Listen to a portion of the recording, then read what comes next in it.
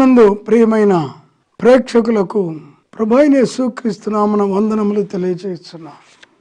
దేవుని మహాకృప చేత ప్రభువు మనల్ని బలపరిచి ఇంతవరకు సజీవులుగా ఉంచి తన నామహిమార్థంగా ఆయన్ని సేవించటానికి సాయంకాలం వాక్యం వినటానికి ప్రభు ఇలాంటి ధన్యత మనకు అనుగ్రహించి ఉన్నారు.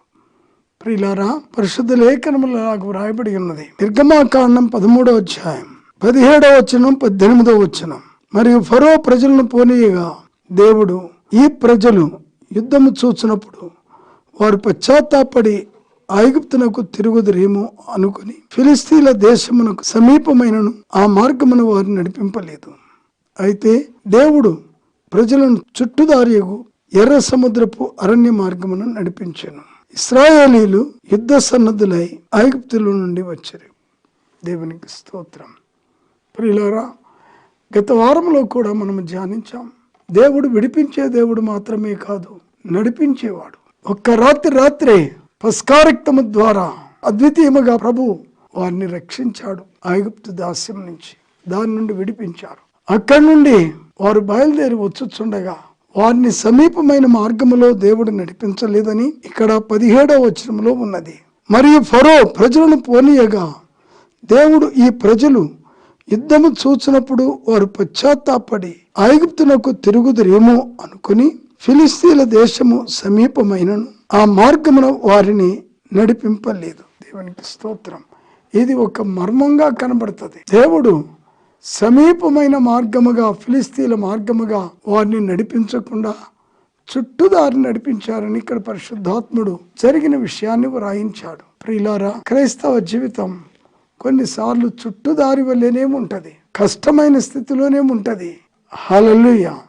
చుట్టుదారి అని చెప్తే ఏమిటంటే 2 కిలోమీటర్ల దూరంలో ఉన్నటువంటి ఒక ఊరికి ఆ త్రోవను వెళ్లకుండా చుట్టూ ఇంకొక ఊరు 5 కిలోమీటర్లు వెళ్ళి 5 కిలోమీటర్లు మళ్ళీ 5 కిలోమీటర్లు 2 కిలోమీటర్లు 12 కిలోమీటర్లు తిరిగి రావటం చుట్టుదారి. అసలు దగ్గర దారేమో స్ట్రైట్గా ఉన్నది 2 కిలోమీటర్ల దూరంలో.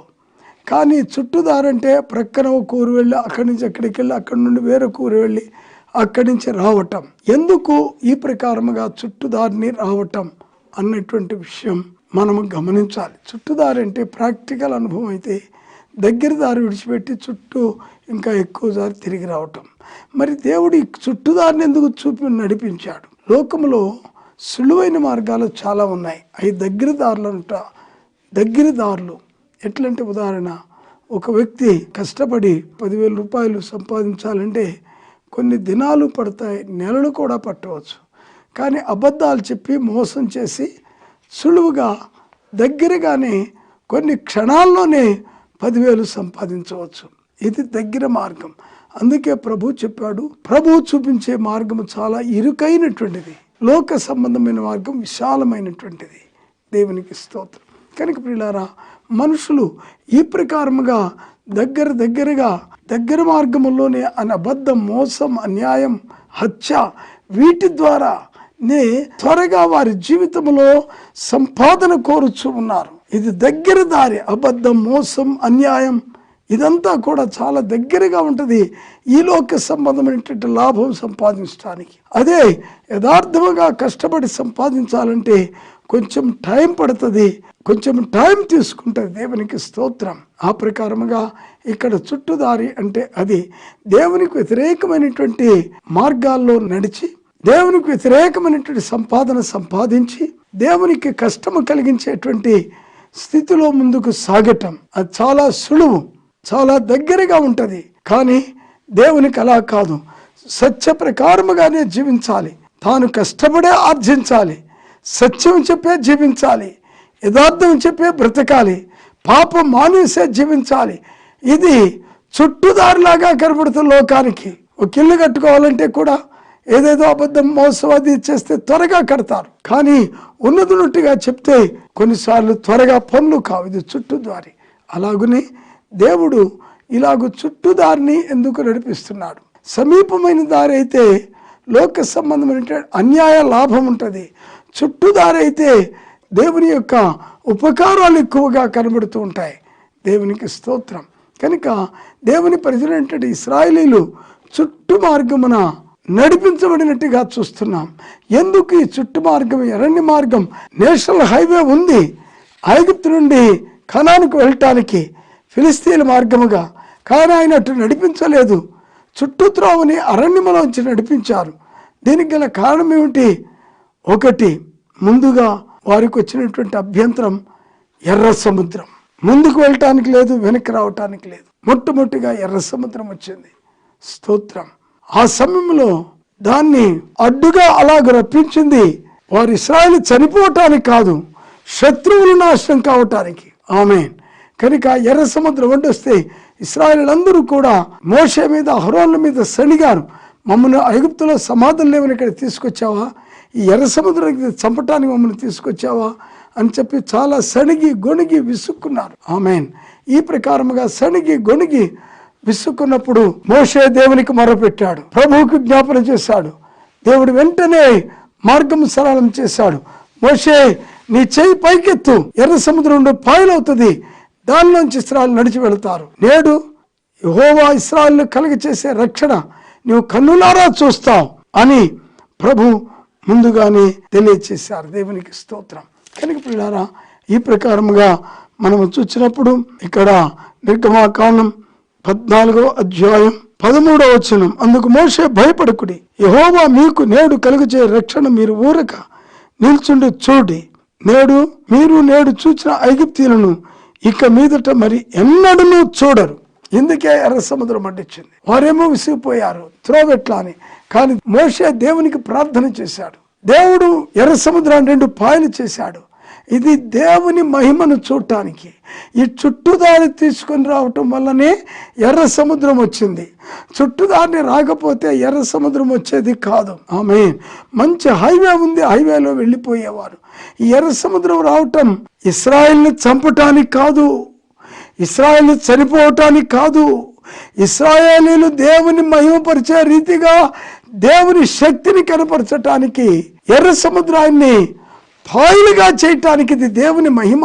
లోకం పుట్టేది మొదలుకొని ఎప్పుడు కూడా సముద్రాలు పాయలైపోవటం ఎన్నడూ చూడలా, అంతకు ముందు చూడలా, ఆ తర్వాత కూడా చూడలా. ఈ మహిమను చూపించటానికే దేవుడు ఎర్ర సముద్రం దగ్గరికి తీసుకొని వచ్చాడు.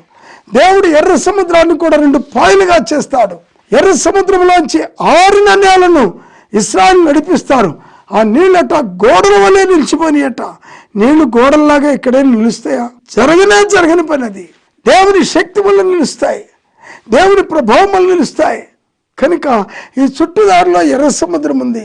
దేవుని మహిమ ఎర్ర సముద్రం 2 పాయలవుట ద్వారా దేవుని మహిమను వారు చూచారు, దేవుని ఘనతను చూచారు. నీళ్లు గోడల్లాగా నిలబడ్డాయి. తరువాత తడి నేల ఆరిన నేల అయిపోయింది. అందులోంచి ఇశ్రాయేలు ఆదరికి దాటిపోయారు. కానీ అది చూచి ఐగుప్తీయులు కూడా అందులో నడవటం ప్రారంభించారు. దేవుడు మరలా ఆ నీళ్లు పొర్లి కలిసిపోయేటట్టుగా మరలా నీళ్లను తిరిగి రాజేశాడు. రాజేసిన వెంటనే ఆ ఐగుప్తు సైన్యం అంతా కూడా నీళ్ళల్లో మునిగిపోయింది. ఆమేన్. ఇక్కడ 2వ కార్యం ఏమిటంటే, మొదట ఇశ్రాయేలీలు 6 నెలలు నడిచిపోయారు.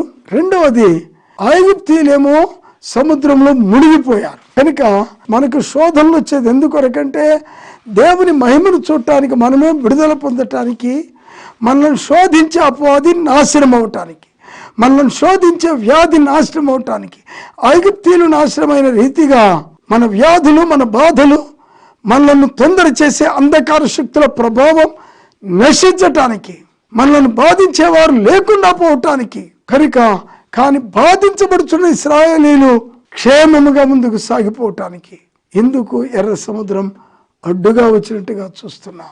కనుక దేవుని పిల్లలారా, మనం గమనించవలసింది ఏమిటంటే, అడ్డు, శోధన, ఇరుకు, ఇబ్బందులు వచ్చేది మన నాశనం కొరకు కాదు, మనం దేవుని మహిమను చూడటానికి. మనల్ని శోధించే శోధకుడు అపవాది నాశనము కావటానికి. ఎంతటి ధన్యత! ఈ ఎర్ర సముద్రమే లేకపోతే ఐగుప్తీయులుగా తరుముతూనే ఉండేవారు జీవితకాలం అంతా. కానీ చుట్టుదారి అయినటువంటి ఎర్ర సముద్రంలో తీసుకుని రావటం ద్వారా ఇశ్రాయేలుకేమో 6 నెలల, ఐగుప్తీయులేమో సముద్రంలో మునిగిపోయారు. ప్రియా దేవుని జనాంగమా, శోధన కాలం, ఇరుకు కాలంలో దేవుడు మనలను తన నామహిమార్థమై తప్పించి రక్షించుటకు సమర్థుడై ఉన్నాడు, శక్తి గలవాడై ఉన్నాడు. ఇది మనము గుర్తించి గమనించదుము గాక. అపవాదిని వాని క్రియలు లయమగును గాక. ఏ స్థలములోనైనా, ఏ కార్యములోనైనా, ఏ ఉద్యోగంలోనైనా, ఎలాంటి స్థితిలోనైనా దేవుని పిల్లలను విడిపిస్తాడు. అంధకార శక్తులను, శోధనలను నాశనం చేస్తాడు. అనారోగ్యమును దూరపరుస్తాడు. అంధకార శక్తులను దూరపరుస్తాడు. దేవుడు తన ప్రజలకు విజయం అనుగ్రహిస్తాడు.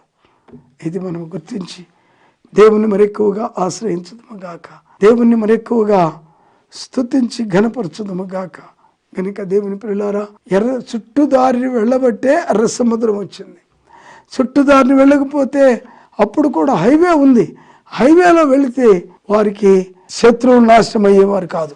వారు కూడా రథాలు వేసుకుని తరిమి పట్టుకొని చంపిండేవారేమో, నాకు తెలియదు, కలుసుకునేవారు. కనుక ఈ ప్రకారముగా చుట్టుదారిన నడిపించేది మన క్షేమము కొరకే. మన క్షేమం, శత్రువు యొక్క నాశనం, దేవుని నామానికి మహిమ కలగటానికి ఎర్ర సముద్రం వచ్చింది. ఎర్ర సముద్రం ఇశ్రాయేలీయులను నాశనము చేయజాలదు అంటే దాని అర్థం, ప్రియ సోదరి సోదరులారా, మీకొచ్చే కష్టాలు మిమ్మల్ని నాశనము చేయజాలవు. దేవుడు మిమ్మల్ని విడిపిస్తాడు. కనుక ఇది కీర్తన గ్రంథంలో కూడా స్పష్టంగా వ్రాయబడినట్టుగా మనం చూస్తున్నాం. ఇందుకొరకు మనం ఎల్లప్పుడూ కూడా ప్రభు సన్నిధిలో ముందుకు ధైర్యముతో సాగిపోదాం. 114వ కీర్తన 5వ వచనం, సముద్రమా నీవు పారిపోటుకు నీకేమి తటస్థించినది? యోర్దాను నీవు వెనుకకు మళ్ళుటకు నీకేమి తటస్థించినది? ఆమేన్. ఇక్కడ ప్రశ్న, ఒక ప్రశ్న ఏమిటంటే సముద్రాన్ని ప్రశ్నిస్తున్నారు. సముద్రమా లేక ఎర్ర సముద్రమా నీవు పారిపోవుటకు నీకేమి తటస్థించినది? నీవు 2 పాయలైపోవటానికి నీకేమి తటస్థించినది అని ప్రశ్నిస్తున్నారు. అంటే సముద్రం 2 పాయలైపోయింది. హల్లెలూయా.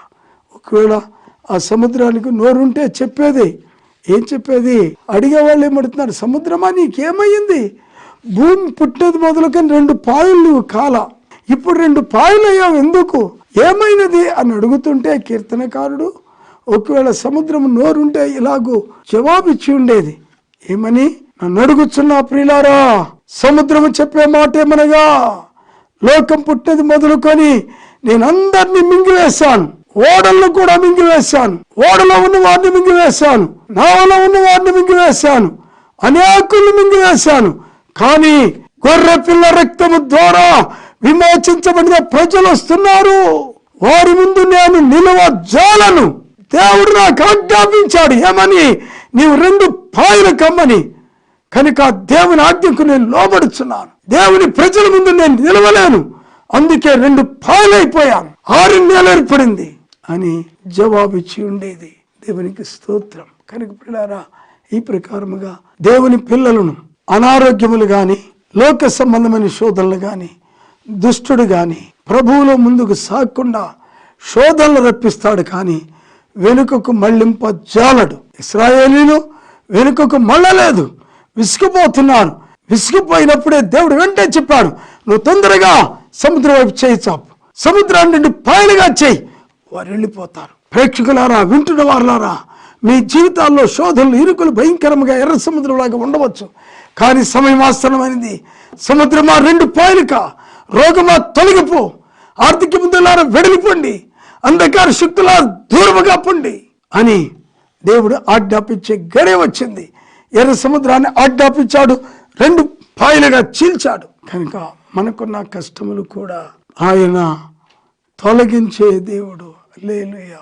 ఈ యొక్క కష్టములన్నిటి నుండి కూడా ఆయన మనలను విడిపించే రక్షకుడిని ప్రభు పేరిట మనవి చేస్తున్నాం. దేవునికి స్తోత్రం.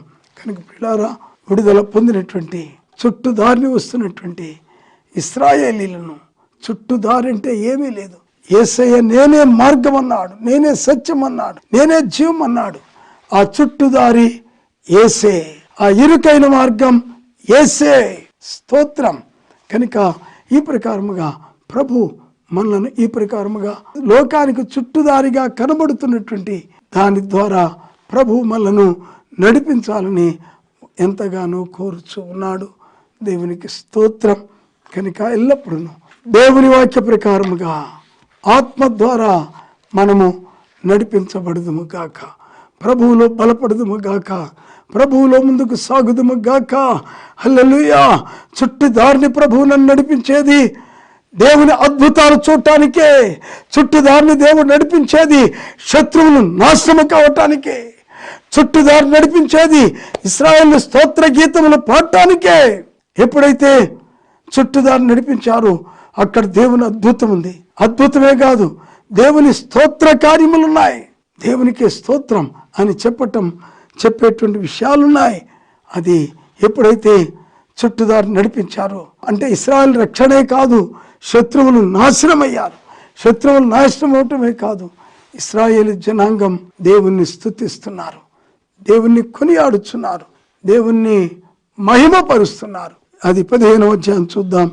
నిర్గమకాండం 15వ అధ్యాయం మొదటి నుండి చదువుకుందాం. అప్పుడు మోషే ఇశ్రాయేలును యెహోవాను గూర్చి ఈ కీర్తన పాడిరి. యెహోవాను గూర్చి గానము చేసెదము. ఆయన మిగుల అతిశయించి జయించెను. గుర్రమును దాని రౌతును ఆయన సముద్రములో పడద్రోసెను. హల్లెలూయా. గుర్రం రౌతులన్నిటినీ కూడా దేవుడు సముద్రంలో పడద్రోశాడు. సాతాను యొక్క ఆయుధములన్నీ కూడా ఆయన నశింపచేసేవాడు. సాతాను ఎప్పుడైతే మనుషులు రక్షణ పొందారు, అయ్యో వీరు హిందూయిజంలోంచి, ఇస్లాం నుండి, జైనిజంలోండి, నామకార్థ క్రైస్తవం నుంచి వీరు రక్షణ పొందారే, దేవుల్లో సాగిపోతున్నారే, అయ్యో పరలోకానికి వెళుతున్నారే, నేనైతే నరకంలో ఉన్నానని సైతాన్ అనుకుంటాడనమాట. నేను నరకంలో ఉన్నా, యేసయ్య విమోచించిన ప్రజలైతే మోక్షానికి వెళుతున్నారే అని అనేక రకములుగా బాధపడి ఎట్లయినా వారిని నాశనం చేయటానికి చూస్తూ ఉంటాడు. ఈ గుర్రాలు రౌతులు ఎందుకు వచ్చినవంటే విమోచించబడిన ప్రజలను ఎర్ర సముద్రము దగ్గర సంహరించటానికి ఐగుప్తు సైన్యం వచ్చింది. కానీ ఇశ్రాయేల్ని సంహరించటానికి వచ్చిన వెంబడించిన రథములు గుర్రములతో ఈటలతో వచ్చిన ఐగుప్తు సైన్యం ఇశ్రాయేల్ని చంపలేకపోయారు. కానీ వాళ్ళే సముద్రములో మునిగి చచ్చిరి. ఆమేన్. దేవుని పిల్లలారా స్తోత్రం చెప్పుదాం. హల్లెలూయా. ప్రభువు మన పక్షంగా ఉండగా మనకు విరోధి ఎవడు? దేవుని పిల్లలారా ధైర్యపడవద్దు. దేవుడు మన పక్షంగా యుద్ధము చేయవాడు. ఆ సముద్రంలో వాళ్ళంతా కాడ నశించిపోతున్నప్పుడు వాళ్ళు భయపడి కేకలేశారు. కేకలు వేసి వాళ్ళు ఏమనుకుంటున్నారు తెలుసా? సముద్రం తిరిగి పొరిలొస్తుంటే అయ్యో దేవుడు ఇశ్రాయేలునేమో రక్షించాడు, మనల్నేమో చంపుతున్నాడు అని వాళ్ళు కలవరపడ్డారు. అది నిర్గమ 14:25. వారి రథచక్రములు ఊడిపడినట్లు చేయగా వారు బహు కష్టపడి తోలుచుండి అప్పుడు ఐగుప్తీయులు ఇశ్రాయేలు ఎదురు నుండి పారిపోదము రండి, యెహోవా వారి పక్షమున మనతో యుద్ధము చేయుచున్నాడని చెప్పుకొనిరి. ఆమేన్. చూసారా, ఇక్కడ వాళ్ళు చెప్తున్నారు అప్పుడు ఐగుప్తీయులు ఇశ్రాయేలు ఎదురు నుండి పారిపోదము రండి, యెహోవా వారి పక్షమున మనతో యుద్ధము చేయుచున్నాడని చెప్పుకోండి. హల్లెలూయా. ఎంత గొప్ప విషయం. దేవుడు ఇశ్రాయేలీయుల పక్షముగా ఐగుప్తీయులతో యుద్ధం చేసినప్పుడు ఏం జరుగుతుంది? వారి రథచక్రాలన్నీ ఊడిపోతున్నాయి, జారిపోతున్నాయి. ఇది గమనించి వాళ్ళు అయ్యో మనం వెనకెళ్ళిపోదాం రండిక, ఇశ్రాయేలు పక్షంగా దేవుడే యుద్ధం చేస్తున్నాడు, మనము నిలవలేమిక, పారిపోదాం రండిని వెనక్కి తిరగగానే నీళ్ళు వచ్చి వారిని కప్పివేసినాయి, అందులో మునిగిపోయారు. దీని అర్థం మీకు తెలుసు. ఇలాగ శత్రువులను నాశనం చేసేవాడు దేవుడే. మనం ప్రభువుని ఆశ్రయించుదాం. ఇది నడిపించుట. మోషేతో మండుతున్న పొదలోంచి మాట్లాడిన విషయం ఏమిటంటే, నేడు మీరు చూచిన ఐగుప్తీయులను మరి ఎన్నడూ చూడరు అని ఇశ్రాయేలుతో దేవుడు చెప్పాడు. ఐగుప్తీయులు అనుకుంటున్నారు యెహోవా ఇశ్రాయేలు పక్షంగా మనతో యుద్ధము చేయుచున్నాడు. కనుక పిల్లారా, ఈ ప్రకారముగా దేవుడు మనల్ని విడిచిపెట్టాడు. ఆయన విడువడు, ఎడబాయడు. కనుక దేవుని సన్నిధిలో మనము ధైర్యం కలిగి ప్రభు సన్నిధిలో ముందుకు సాగుట ఎంతో అవసరమని ప్రభు పేరిట మనవి చేస్తున్నా. కారణం దేవుడు మనల్ని నడిపించువాడు. కారణం ఎర్ర సముద్రం పాయలుగా చేయవాడు. కారణం మనము క్షేమముగా దాటిపోయేటట్లుగా కష్టాలు తొలగించేవాడు. ఇంకో కారణం శత్రువులను నాశనం చేసేవాడు. ఇంకో కారణం మనమందరము సంతోషించి ఆనందించేవారం. దేవుని రాజ్యం భోజనం పానం కాదు కానీ నీతి, సమాధానం, పరిశుద్ధాత్మనందని ఆనందమై ఉన్నది. ఈ ఆనందాన్ని ప్రభు మనకిచ్చేవాడని మనం గుర్తించి గమనించుదుము గాక. ప్రభువుల ముందుకు సాగుదుము గాక. హల్లెలూయా. దేవా నన్ను నడిపించు, కష్టాలన్నిటి తొలగించు, ఎర్ర సముద్ర పాయలుగా చేయి, నన్ను కష్టంలోంచి తొలగించు. హల్లెలూయా. మాత్రమే కాదు, దేవా నన్ను వెంబడిస్తున్నటువంటి సైన్యమైనటువంటి శత్రు సైన్యాన్ని నాశనం చేయి. స్తోత్రం, స్తోత్రం. కనుక అరణ్య మార్గములు అయితే ఇవన్నీ కూడా ఉంటాయి. హైవేలో ఎర్ర సముద్రం ఎక్కడ ఉంటుంది? ఒక సముద్రం ఉన్నా దాని మీద బ్రిడ్జ్ ఉంటుంది. ఇక్కడ అరణ్య మార్గంలో సముద్రం మీద బ్రిడ్జ్ ఉండదు, వాగుల మీద, నదుల మీద బ్రిడ్జెస్ ఉండవు. వాటిని దాటి వెళ్ళవలసిందే. స్తోత్రం. కనుక పిల్లారా, ఎంత అద్భుతం! అరణ్యములో ఎర్ర సముద్రం ఉన్నా దేవుడు అద్భుతాలు చేస్తాడు, నదులున్నా అద్భుతాలు చేస్తాడు, భయంకరమైన క్రూరమైన తోడేళ్లున్నా అద్భుతాలు చేస్తారు. ఎలాంటి స్థితి ఉన్నా, ఎలాంటి కష్టం ఉన్నా దేవుడు నడిపించే మార్గం చుట్టూ త్రోవ అయినా, అరణ్య మార్గమైనా, అందులోనే దేవుని మహిమ ఉన్నది. అందులోనే అక్కడే దేవుని ప్రభావం ఉన్నది.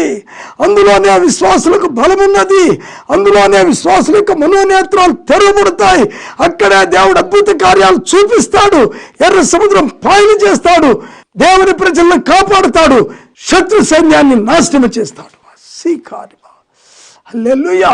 కనుక ప్రియులారా, ఈ ప్రకారముగా అప్పుడు మనం ఆనందగానము చేయాలి, మనము స్తుతిగానము చేయాలి. ఆ స్తుతిగానము చేయటానికి ఈ అరణ్య యాత్ర, ఈ చుట్టూ త్రోవ, వారంతా కూడా గొప్ప పాట పాడుతున్నారు. ఏమని? నిర్గమాకాండం 15:2 యెహోవాయే నా బలం, నా గానం, ఆయన నాకు నిరీక్షణయు ఆయన నా దేవుడు, ఆయనను వర్ణించెదను.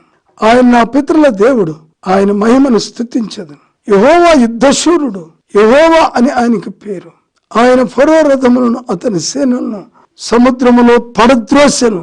అతని అధిపతుల్లో శ్రేష్ఠులు ఎర్ర సముద్రములో మునిగిపోయిరి. అగాధ జలములు వారిని కప్పెను. వారు రాతు వలె అడుగంటిపోయిరి. యెహోవా దక్షిణ హస్తం బలమంది అతిశయించును. యెహోవా నీ దక్షిణ హస్తము శత్రువుని చితగొట్టును. Praise the lord.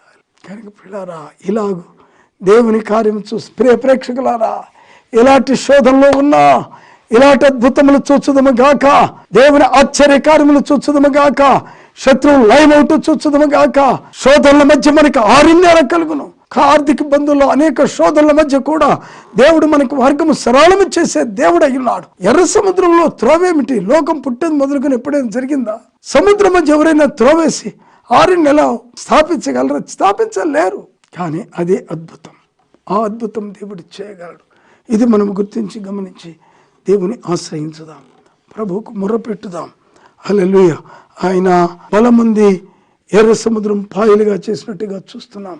కనుక దేవుని పిల్లారా, కడవరి కాలంలో ఉన్నటువంటి మనం అరణ్య మార్గంలో అద్భుతాలు ఉన్నాయని, శత్రువునికి నాశనం ఉన్నదని, దేవుని ప్రజలకు విడుదల ఉన్నదని, హల్లెలూయా, దేవుని ప్రజలకు గీతాలు ఉన్నాయని. ఇంకొక విషయం ఏంటంటే, దేవుని రుచి చూస్తారు. యెహోవా ఉత్తముడని రుచి చూసి తెలుసుకొనుడి, ఆయనను ఆశ్రయించిన నరుడు ధన్యుడు. ఆమేన్. ఈ ప్రకారముగా ఈ అనుభవం దేవుని సన్నిధిలో మనము రుచి చూచుదముగాక. హల్లెలూయా. ప్రభువుని చూద్దాం. వారు ఏమని రుచి చూచారు?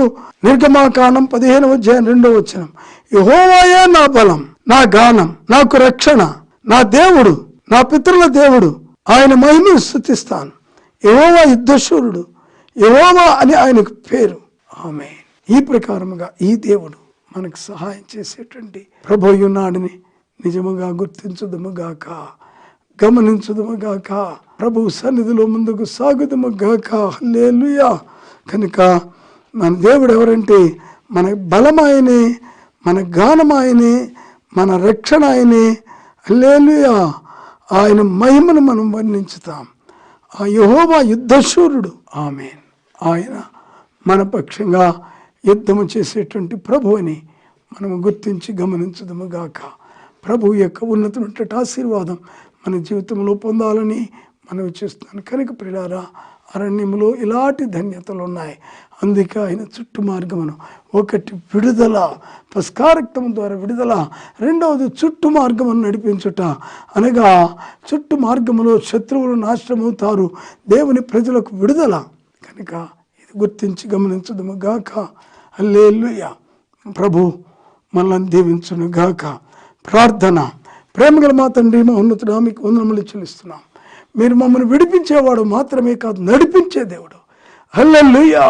చుట్టూ త్రోవలో అద్భుత ఆశ్చర్య కార్యములు చూపించే మహోన్నతుడా, మీకు స్తోత్రం. నిత్యముగా సహాయం చేయమని, మా చుట్టూ త్రోవల్లో వచ్చే శోధనలో, ఇరుకుల్లో మీ మహిమను చూడటానికి కృప దయచేయండి. అనుగ్రహించిన ధన్యకరమైన సమయం కొరకు స్తోత్రము చెల్లించి, ప్రేక్షకులందరి హృదయంలో మీ కృపను విస్తరింపచేయమని యేసు ప్రభు పేరు వేడుకొంచున్నాం తండ్రి.